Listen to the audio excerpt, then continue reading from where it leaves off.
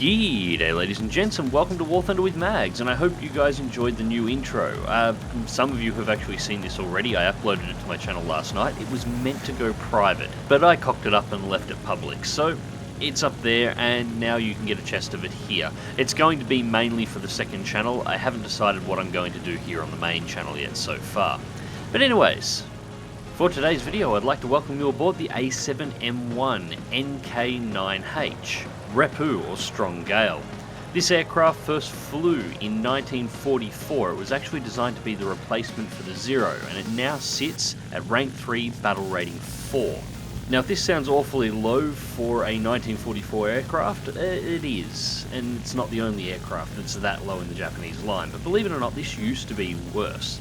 The first time I reviewed the A7M1 was back when it was first released, back in January of this year. And at the time this little monster was only battle rating 3.3. It was dominating everything that it was facing at the time.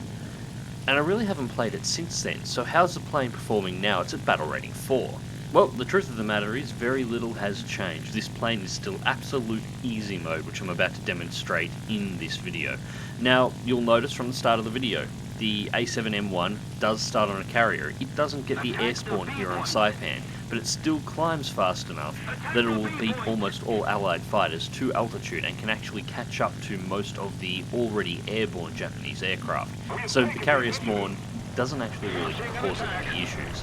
Maneuverability wise, this thing will turn on a flat in 18 seconds with no problems whatsoever. Maneuvering around fighters that are trying to burst up to you is too easy with its climb rate.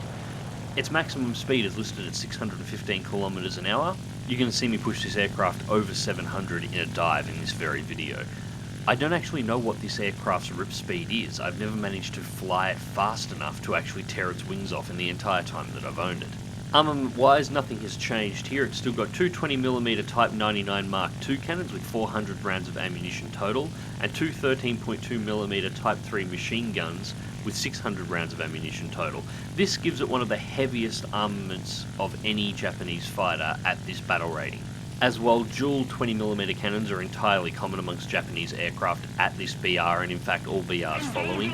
Usually they're supplemented by rifle caliber rounds rather than heavy machine gun. Add to this that ammunition count. Japanese aircraft are normally fairly anemic when it comes to their ammunition loads.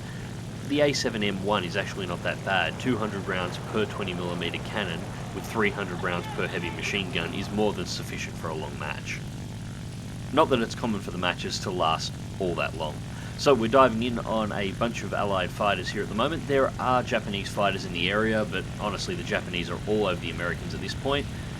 And there we go, 700 kilometers an hour in a dive, still accelerating, no overspeed warnings. There's 720, still accelerating through. We take it out to 722, no red overspeed warning on the aircraft at this time. And we've isolated a P-38. Now the P-38 can give Japanese Zeros a bit of a hard time, but no such problem for the A7M1. Loads of firepower, extremely fast. The P-38 couldn't open up a distance on this aircraft, especially not out of a dive, and there's my first kill. Now we have two more aircraft off to our right here. We've got a F6F and a P-47 floating around in the area. Now the P-47 would be my primary target here under normal circumstances, but it is heading for the coastline and flying directly towards the mass of Japanese fighters off to my right. The F6F, on the other hand, did try and burst up for a moment, realised it was a bad idea, and is now running in the opposite direction. And if he runs down the coastline, he could be a pain in the ass to locate, so we're going for him first. Now, I didn't realise it at the time, but this was actually a bit of an ambush. Well, I realise it about now. P-51 diving in from behind. He is coming directly from me.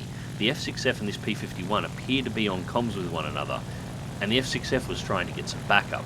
The F6F was also carrying a bomb and was actually going to try and drop it and have me fly into the explosion. So there was a couple of good little ideas going on here, but it just wasn't going to happen. I put some shots into the back of him, he releases the bomb in a panic and ends up blowing himself up with it. P-51 comes in from behind, just quickly stand on the elevators to turn the plane around, and we're going to dive down underneath. I'm not going to try and engage a P-51 head on, I have no need to.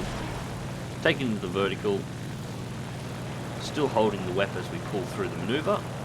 Turn back out. Now I am overheating a little bit here, but the A7M will get to about these temperatures and then really doesn't move, providing you don't take damage. Poor shooting there, I should have taken him out on that pass, but I make up for it by long-range shooting, much to the disgust of the J2M that pulled in to finish off the job.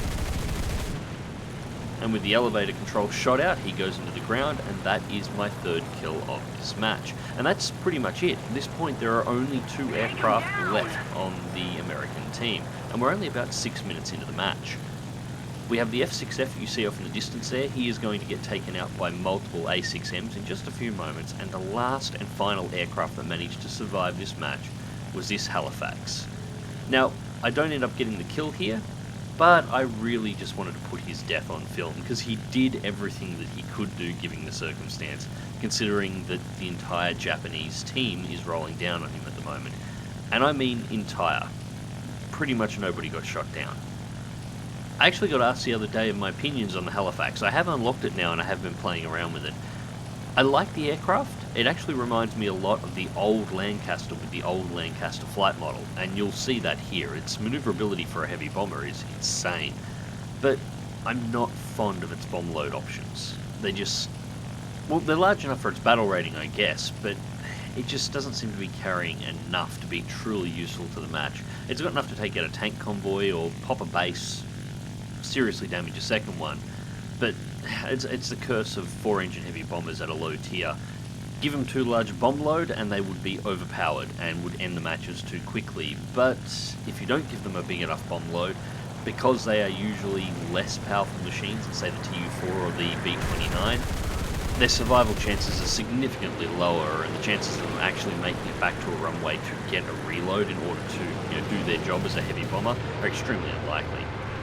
But on that pass there, I blew out his elevator, he takes it into the vertical, not that I'm sure he had a huge amount of choice, and then just gets swarmed by zeros everywhere. It was one of the A7M1s that actually managed to take him out, but I honestly think there weren't too many people on the team that didn't get a few rounds into him before he finally went for the drink. I mean, just, even his corpse is still getting shredded. So, the A7M1 on Saipan. Has much changed since I reviewed it when it was back at battle rating 3.3? Honestly, no. This was the second place for the team. I got 3 kills, handful of awards. I didn't record my results screen for this one, but I made 60,000 credits, give or take.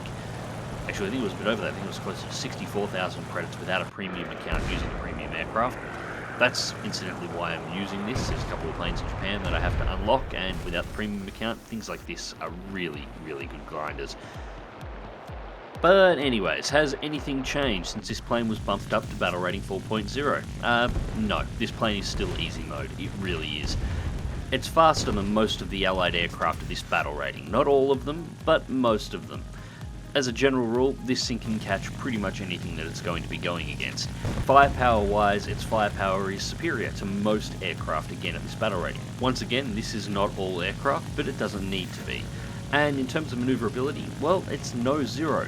But at an 18-second turn time, it's still going to outmaneuver pretty much anything that it's going to face.